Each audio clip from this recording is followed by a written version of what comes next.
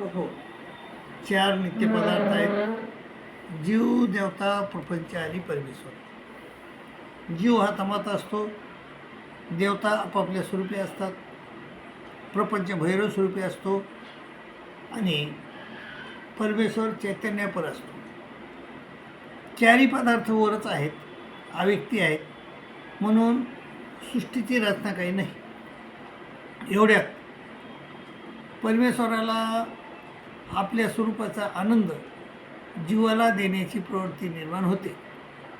त्यावेळेस जीव हा तमात असतो, त्याला अनादि द्यायला लागलेली असते आणि त्यामुळं त्याचं स्वरूप आदमती अधगती अधरती झालेलं असतं. त्यामुळं तो परमेश्वरी स्वरूपीचा आनंद घेत नाही, घेऊ शकत नाही, त्याला प्रणवत नाही. आणि मग परमेश्वर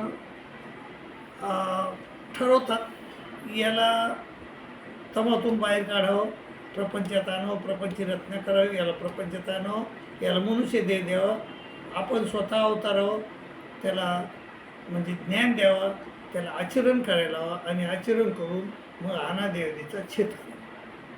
तर ही प्रवृत्ती परमेश्वर तर काही करत नाही. ते मग ही प्रवृत्ती माया जाणते आणि माया जीवाला तमातून बाहेर काढते वेळेस आपल्या स्वरूपाचे हजारो अंश विभागते आणि प्रत्येक जीवाला एक चिटकीते, त्याला संलग्न असे म्हणतात. संलग्न आणि जीव हे दोघं तमात एकत्र झाले, त्या दोघांचा विकास 100 प्रमाण एवढा आहे. मायानं त्या दोघांवर 8 प्रक्रिया केल्या: विक्रे, संचरे, विहे, प्रसवे, हलवी, डोचली, उघडी, लोटी.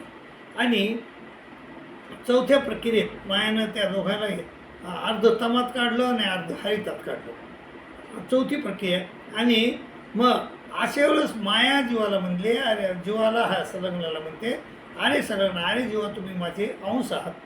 आणि मग जीव कबूल करतो, पण संलग्न म्हणतो मी तुझा अंश नाही, तुझ्या एवढाच मोठा आहे.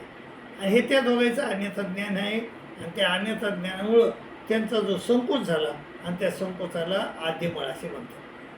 हो, आद्यमळ म्हणजे 100 प्रमाण एवढं त्यांचं स्वरूप होतं, ते 100 होणे 90 एवढं संकोचलं, 10 एवढंच राहिलं आणि 10 प्रमाणे एवढंच राहिलं. मग मायानं त्या दोघांवर 7वी प्रक्रिया केली, तिला उघडी असे म्हणतात आणि तमातून हरितात ओतून दिलं. आता जीव तमातून हरितात आला आणि हरितात आल्यावर त्याचं स्वरूप 10 प्रमाण एवढं होतं आणि तिथं आल्यानंतर त्यानं आपल्या स्वरूपावर, आपल्या जीव स्वरूपावर मळ लावून घेतले. हरितात आल्यावर पहिला 20 मळ लावला, 10 मधले 9 कमी झाला, तो एकच राहिला. आणि नंतर प्रकृतिमळ, विकृतिमळ, विकृतिमळ असे 81,9 देवतेचे मळ त्यांनी आपल्या जीव स्वरूपावर लावून घेतले.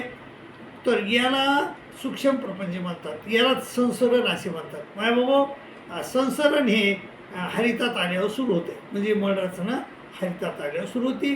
तर ते संसरण प्रकरण असं आहे. माया स्वरूपी एक देशी तमासे. मायाच्या स्वरूपाचे 2 विभाग आहेत, एक हरित माया आणि एक तम माया. तर त्या तमामध्ये तम नावाचा एक विभाग आहे आणि त्या तमामध्ये तमोनिमग्न जीव माया स्वरूपी असते. तमात निमग्न असलेले जीव त्या मायाच्या स्वरूप असतात. परमेश्वर प्रवृत्ती माया तम जीवा चैतन्य माया अशी उपजवी आणि त्याला म्हणते, अरे संलग्न, अरे जीवा तुम्ही माझे अंश आहात. आणि मग आणि पुन्हा माया जेव्हा ते विक्रीते, संचरिते, विक्रे, संचरे, विये, प्रसवे, हलवी, डोचणी, उघडी, लोटी अशा प्रक्रिया करते. आणि परमेश्वर प्रवृत्ती माया व्यापारोशे आध्यात्मिक जीव चैतन्य मग घेऊन अशी उठते. मग जीवाला संलग्नाला माया म्हणते की तुम्ही माझे अंश आहात. मग जीव म्हणतो की हो, कबूल करतो, मी तुझा अंश आहे. संलग्न म्हणतो मी नाही, तुझ्या एवढा मोठा आहे असं म्हणतो तो. आणि चैतन्य मग घेऊन उठते जीव. आणि मग चैतन्य मग जीवा, चैतन्य मग म्हणलं मी तुझा अंश आहे असं म्हणलं की चैतन्य मग जीवा जन्म बोलीचे जन्म होतो, म्हणजे हरितात, तमातून हरितात लोटल्या जातो. तसा तर जीव हा नित्यपदार्थ असल्यामुळे त्याचं जन्म मृत्यू नाही, पण तरीही तमातून हरितात लोटणे यालाच जन्म असे म्हणतात. जन्म बोलीजे, अन्यथा ज्ञान बोलीजे आणि आद्यमळ बोली. तिथं आद्यमळ लागला त्याला. आणि मायासृष्टी जीव, जीवसृष्टी प्रपंच. मायानं जीवाला निर्माण केलं, म्हणजे उभं केलं आणि जीवानं प्रपंच म्हणजे मळरचना केली. मळरचना केली. मायाकृत जीव आणि जीवकृत प्रपंच. मायानं जीवाला उभं केलं आणि जीवानं प्रपंच रचला. तर माया कार्य जीव आणि जीव कार्य प्रपंच. मायाचं कार्य जीव आहे आणि जीवाचं कार्य प्रपंच आहे. यापरी माया जीवाते जन्मुनी म्हणजे तमाच्या बाहेर लोटुनी हरितात लोटुनी जन्मुनी म्हणजे हरितात लोटुनी उदासीन होय परिसूत्रतेनं संधी. पण सूत्राला तिचं जे हे आहे कार्य आहे ती सोडित नाही. तिचं मन काय आहे ते सूत्र म्हणजे तिचं सूत्र काय आहे की जीवानं वाईट कामं करावं, जीवानं मळरचना करावी असं तिला वाटत असते. मग जीव मायाशी अधीन होय का प्रपंचाशी अधीन होय? जीव मायाच्या अधीन राहतो म्हणजे तमात राहतात किंवा प्रपंचात राहतात, मध्ये कुठं असणे नाही. जन्माला सात जीव क्षणपर्यंत सुद्धा अशी मगमळी म्हणजे तमातून हरितात आल्यावर म्हणजे जन्म झाल्यावर तो क्षणपर्यंत सुद्धा असतो, मग बळतो. चैतन्य म्हणजे संलग्न, चैतन्याला म्हणजे संलग्नाला 5 नावं आहेत. चैतन्यमयाचा अंश, संलग्न, विदेह आणि आत्मा अशी 5 नावं आहेत. तर इथं चैतन्य म्हणजे हा संलग्न. चैतन्य मृतिकापर्यंत मळे म्हणजे शेवटी यक्षिणीपर्यंतच्या मळ घेण्यापर्यंत मळतो तो.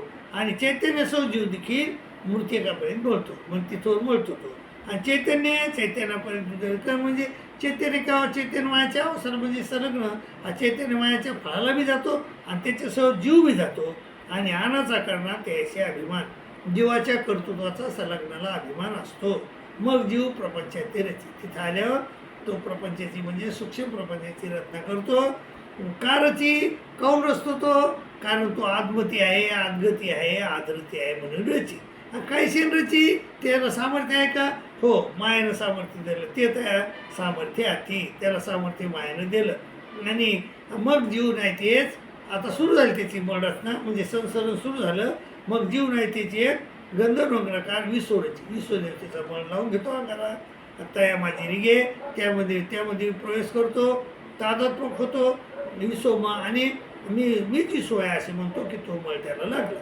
मग जीव नाही त्याचे गंधर्व नगरकार अष्टदा प्रकृती द्यायची. मग पुन्हा अष्टभैरवाचा मळ लावून घेतो. ती माझी रिगे तादात्मक होय प्रकृतीनं मासे म्हणून बुजे. आणि त्याला वस्त्रबुद्धी होती त्याला आणि त्या वस्त्रात तो शिरतो. आणि वस्त्रबुद्धी झाली की मळ त्याच्या अंगावर येतो आणि त्या मळाला मळलं समजत नाही वस्त्र आणि तो स्वतःला ती देवता समजितो. प्रकृती राम असे बुजे. मग जीवन आहे तेच गंधर्वकार अनेकदा विकृती रची म्हणजे 5 आणि 6 देवतेचा मळ अंगावर लावून घेतो. ती माझी रिगे तादात्मक होय विकृती रम असे बुजे. आणि तो स्वतःला विकृतीच म्हणतो म्हणजे 5 आणि 6 देवता मीच आहे असं म्हणतो आणि त्याला मळ लागून जातात त्याचे. मग जीवन आहे तेच गंधर्वकार अनेकदा विकृती रची. पुन्हा विकृती म्हणजे 1 ते 4 देवतेचे मळ तो अंगावर लावून घेतो. ते यामध्ये रिकतो आणि तादात्मक होतो आणि विकृती रमायचे बुजे. आणि मी स्वतःला 1 ते 4 देवता समजू लागतो आणि मग त्याला मळ लागून जातो. यापरी मनुष्यपर्यंत मळे. यापर्यंत म्हणजे मनुष्य म्हणजे खाली यक्षिणीला मनुष्य म्हणले. यक्षिणी देवतेपर्यंत मळतो तो. मग जीव चतुर्विध कर्म वाहते आणि मग माया सृष्टीची रचना करते आणि जीवालावर 8वी प्रक्रिया करते. लोटी प्रपंचात लोटून देते. मग जीव चतुर्विध कर्म जाते. स्वर्ग नरक करवई मोक्षे येथे चतुर्विध कर्मफळ बोली देती. यापरी मागोती जैसे आधी. हा काही संवार एकदाच होत नाही. हे संसरण एकदाच होत नाही. संवार अनेक वेळा होतो आणि अनेक वेळा संसरण होतं आहे. अनेक वेळा संवार होतो पुन्हा संसरण होतं. यापरी मागोती जैसी असली तशी सृष्टी होती. आणि जसा संवार झाला होता तर त्या जशी सृष्टी होती त्याच प्रकारची सृष्टी तशीच जिथला जीव तिथंच ठेवला जातो. त्या गावचा जीव त्याच गावात ठेवला जातो. जसे कपडे अंगावर आहेत तसेच कपडे, जसा त्याचा हुलिया आहे तसा हुलिया राहतो. यापरी जशी आहे तशी सृष्टी आणि माया परिणामाची प्रवृत्ती ओळखी. पुन्हा माया हे झाल्यानंतर मग माया निर्व्यापार होत नाही. ती म्हणते ती परमेश्वराला म्हणते की आता मी काय करू, प्रवृत्ती ओळखते. यापरी माया हो अशा प्रकारे ह्या संसरण प्रकरण आहे. तर यामध्ये चतुर्विध कर्मफळ आहेत. तर स्वर्ग नरक करी मोक्ष.